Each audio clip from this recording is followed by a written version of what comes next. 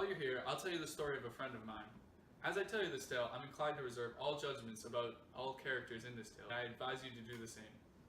Well, our story starts in the summer of 1922 in West Egg, Long Island. I had rented a summer house there on the very tip of the Sound. Adjacent to my house and directly across the bay from the fashionable and glittering East Egg was a mansion that belonged to a mysterious man. This man, whose name I would later learn was Gatsby. My second cousin, Daisy, lived in East Egg, just across the bay. She moved there after her steep climb up the social ladder when she married Tom Buchanan. I'd known Tom in college.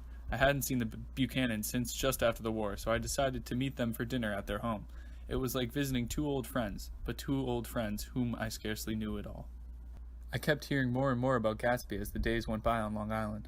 Upon mentioning I lived in West Egg, everyone wanted to know if I had made acquaintance with the Mr. Gatsby. I hadn't, until one day his chauffeur brought me an invitation to one of the lavish parties I had heard so much about. I decided to go, if only to see what all the chatter was about. The following day, Gatsby and I went to lunch in the city with a friend of his. After lunch, I ran into Jordan Baker at the Plaza Hotel, who told me that Gatsby and Daisy were lovers about 5 years prior. She said that Daisy only married Tom because Gatsby went off to fight in the Great War. I couldn't believe what I was hearing. And just like that, Gatsby and Daisy rekindled their love.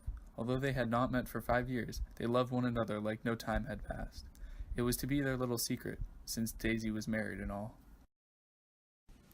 It was only a matter of time before Tom and Gatsby butted heads. The tension between them was rising like the heat in a New York summer. What happened next in the saga of Daisy and Gatsby?